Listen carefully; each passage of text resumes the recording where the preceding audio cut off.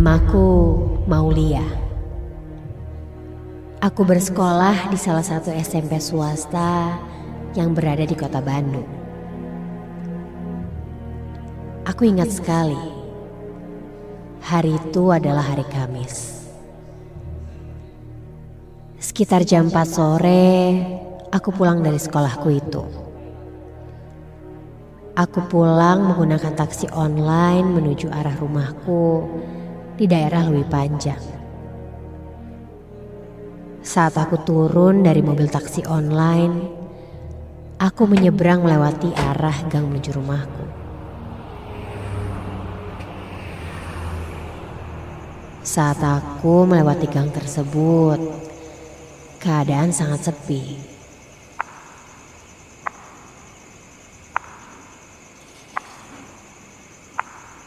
Aku berjalan melewati tempat itu. Dan tiba-tiba,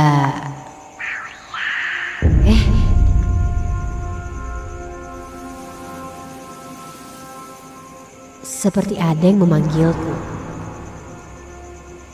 Suaranya dari arah rumah yang berada di tengah gang itu. Aku pun menghentikan langkahku sejenak dan mencoba melihat ke arah bangunan itu.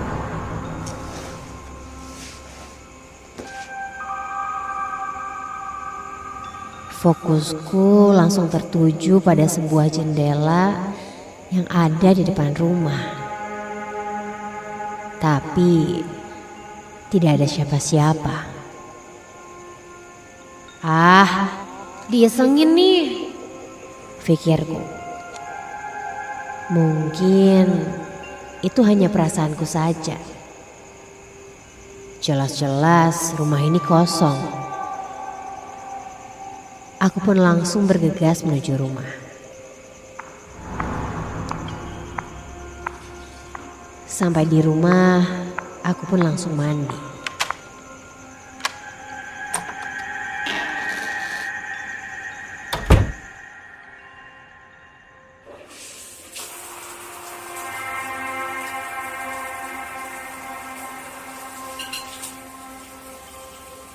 Saat itu perutku mulai terasa lapar.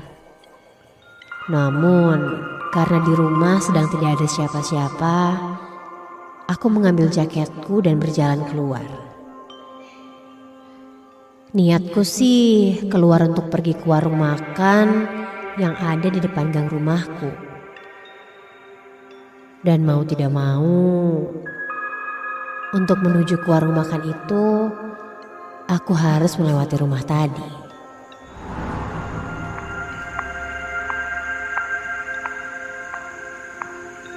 Aku berjalan cepat tanpa melihat-lihat. Ingin segera sampai dan membeli makanan. Namun, aku sedikit penasaran dengan suara itu. Hingga saat tepat berada di depan rumah itu, aku sejenak terdiam dan melihat ke arah jendela tadi.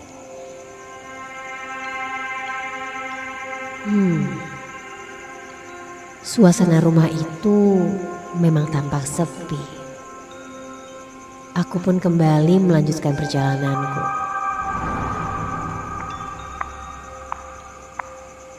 Ketika sampai di tempat makan, aku pun langsung memesan dan membungkus makananku. Niatnya sih iseng. Aku bertanya pada ibu penjual warung, "Bu, punten, kalau rumah yang ada di tengah gang itu rumah siapa sih, Bu? Kok sepi ya? Kayak banyak hantunya gitu ya?" Sontak aku terdiam sesaat mendengar cerita penjaga warung itu. Aku pun bergegas pergi. Bener gak sih? Dalam hatiku penasaran. Pasalnya suara itu baru saja aku dengar tadi sore. Persis langkahku menjadi sedikit lambat dan penasaran dengan pembicaraan penjaga toko tadi. Aku pun berjalan lagi melewati rumah itu. Saat aku melewatinya, astaga! Aku melihat seorang perempuan memakai baju putih dan bawahan rok putih di bawah lutut. Rambutnya terurai sebahu, tapi ada yang janggal. Dia tidak memakai alas kaki. Dia berdiri membelakangiku tepat di depan pintu asrama itu. Saat itu aku terdiam sejenak dan memperhatikan perempuan itu. Kulihat ia memasuki asrama itu. Jalannya agak aneh, tertatih dan sedikit kaku.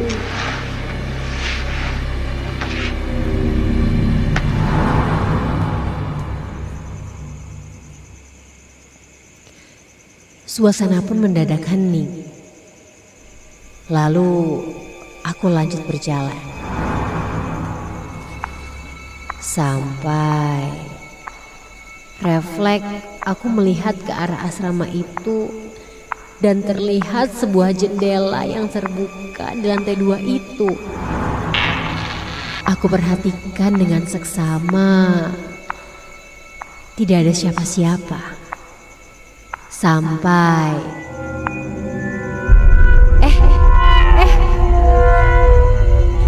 muncul seseorang mendekati jendela. Sosok perempuan memakai kemeja lengan pendek berwarna putih. Namun kepalanya tertutup oleh kain hitam, sehingga aku tidak bisa melihat wajahnya. Lalu, astaga! Tangan perempuan itu melambai-lambai ke arahku, seperti menyuruhku untuk masuk ke asrama itu.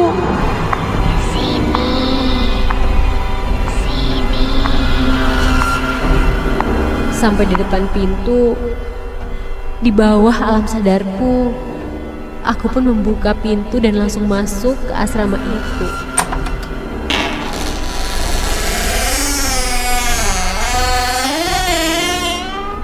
Karena ternyata asrama itu tidak terkunci. Aku memasuki lorong lantai 1 yang gelap saat itu.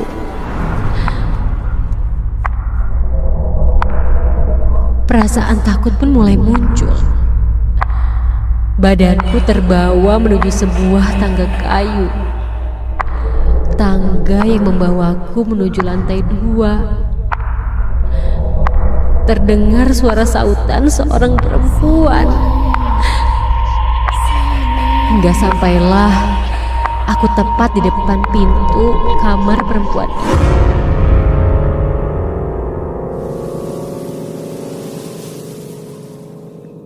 Lalu aku mengetuk pintunya perlahan. Sebentar. Aku mendengar suara dari dalam pintu itu yang berkata,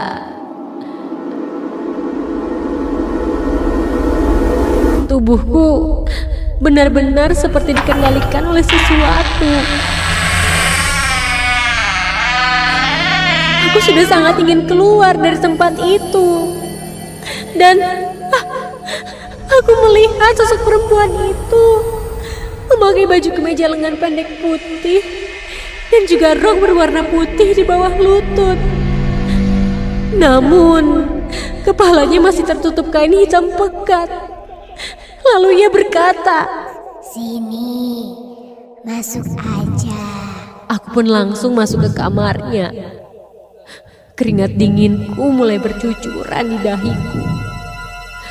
Aku dipersilahkan masuk. duduk di atas sebuah ranjang. Dan ranjang ini nampaknya sudah tua dan sedikit bau. Mataku mulai menerawang. Sekilas aku melihat ke arah pojok kamar. Ada sebuah foto yang terpampang di sana. Namun nampak tidak begitu jelas. Tak lama perempuan itu berjalan mondar-mandir dengan kaku di depanku. Lalu keluar tanpa berkata apa-apa.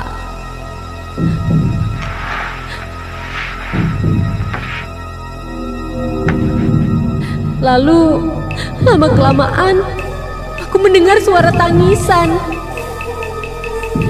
Suara tangisan ini berasal dari luar kamar dan berada sangat jauh.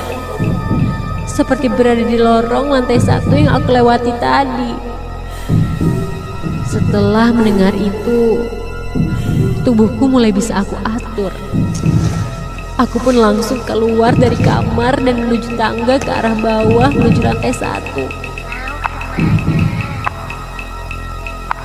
Dan langkahku terhenti.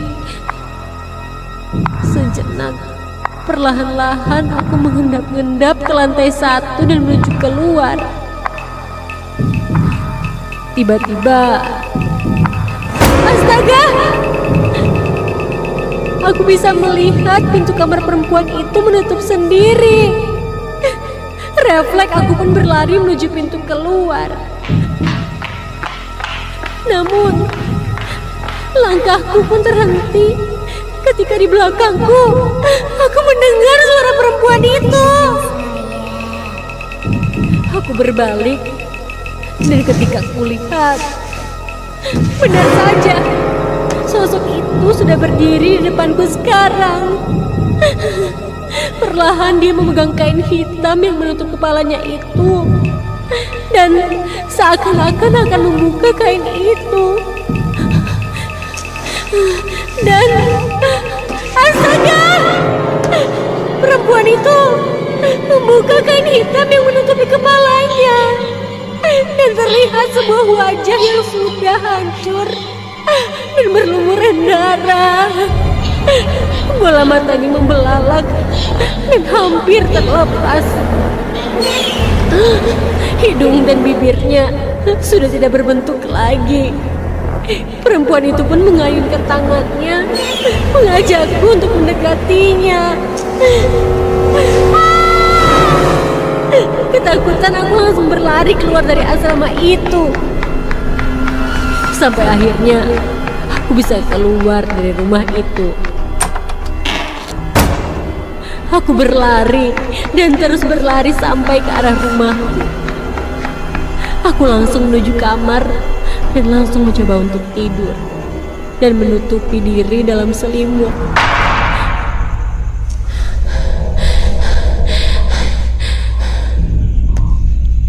Tiba-tiba masih terdengar suara tertawa itu di telingaku.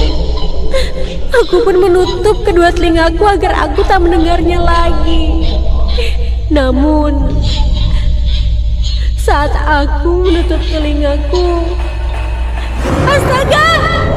Ada yang meraba tanganku secara perlahan dari luar selimutku. Tangannya terasa dingin sampai selimutku ditarik dan tidak!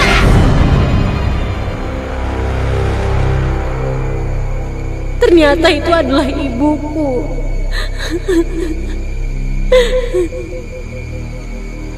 Aku pun ditenangkan olehnya. Akhirnya aku menceritakan apa yang kualami tadi.